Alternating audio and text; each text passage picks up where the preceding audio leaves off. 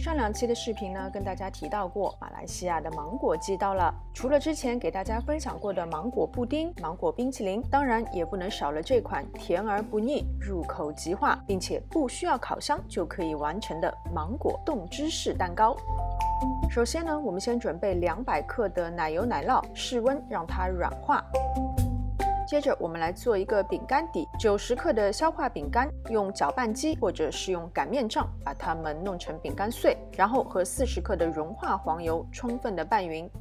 一个6寸的活底蛋糕模，在底部垫上油纸，倒入黄油饼干碎，压平压紧实以后呢，先放在冰箱冷藏备用。这里一共是300克的芒果果肉，其中210克呢是需要打成泥的，另外90克呢到时候要作为夹心放在慕斯壶里面的。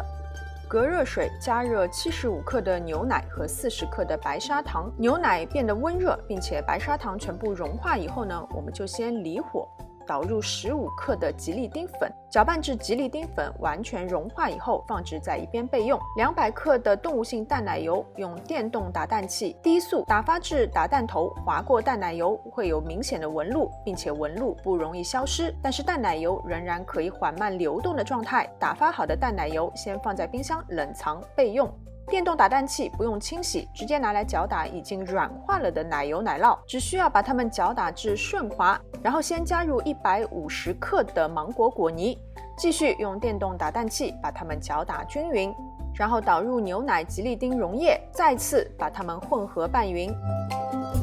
接着把它和刚刚打发好的淡奶油混合拌匀，可以先用电动打蛋器低速大致的混合拌匀以后呢，才改用橡皮刮刀把它们彻底拌匀，我们的芒果慕斯糊就完成了。取出饼干底，倒入1/3的芒果慕斯糊，摇晃平整以后呢，加入1半刚刚预留好的芒果果粒，接着再倒入1/3的慕斯糊，再次摇晃均匀以后呢，再倒入剩下的1半芒果果粒，最后再盖上剩余的芒果慕斯糊，整平表面以后，先放到冰箱冷藏3个小时。慕斯糊差不多冷藏好了以后呢，我们来做一个芒果镜面。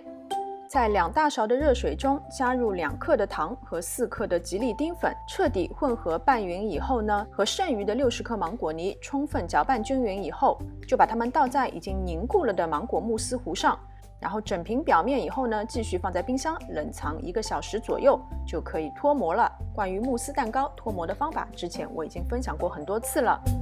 用热毛巾敷个大概10多20秒，然后用一个比较高的杯子垫高蛋糕，用手轻轻的、慢慢的往下拉，就可以轻松脱模了。